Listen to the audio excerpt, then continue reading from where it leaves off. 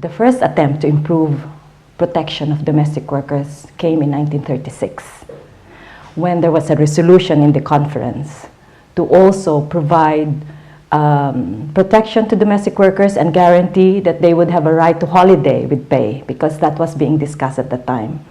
But that was not accepted. So there was a resolution to the ILO to say, well, at the next conference, we have to tackle the situation of domestic workers. Nothing happened. And then again in 1948, there was again a resolution to say, no, the ILO must look at the conditions of domestic workers because they are excluded from protection and from other rights. Nothing happened. And then in 1953, or around in the 1950s, there was a tripartite meeting on the conditions of domestic workers and so on. So there have been attempts over the years.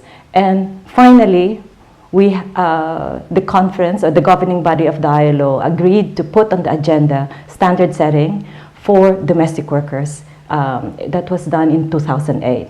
So the first discussion and second discussion on the new convention, the Convention on Domestic Workers, occurred in 2010 and 2011. Just to say that it took 75 years for this to happen. And why? I think I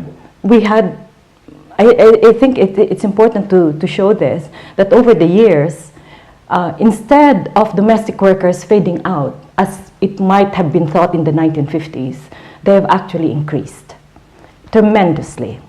We have now only a modest estimate of 53 million, but we know that's the bottom. It could be 100 million, for many reasons, because statistics are unable to capture them fully. And even child domestic workers are not covered by labor force surveys because of the age limit and so on. So it has increased, they have not faded away. In fact, the demand is increasing, and we don't expect it to go down because you have aging populations, you have women working, and so on across the world. Second is the migration dimension. It has just, the proportion of domestic workers who go to other countries to work has also increased. They are still not the majority of domestic workers globally, but they make a big part in certain regions, like we know, Arab states and in Europe and in North America. And they do have more vulnerabilities because they're not working in their home countries. So there is additional lack of protection under immigration law and national employment legislation. So I think those are some of the reasons for this impetus.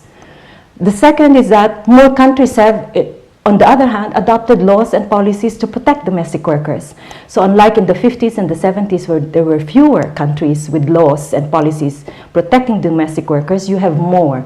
So in Latin America, you see this, in Europe, and then some laws, Africa tends to include all workers, so their labor codes, their labor legislation would include domestic workers.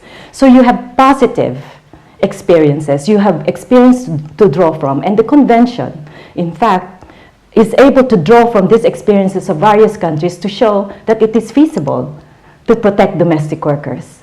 So you have these factors. The fourth one is mobilization. Domestic workers have mobilized across the world.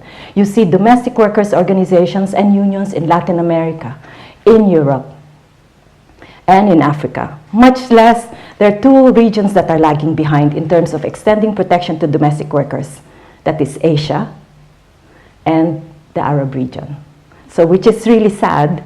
So even in terms of mobilization of domestic workers, there is much more resistance to extending protection to domestic workers and, in a sense, allowing them to organize in Asia and in the Arab states.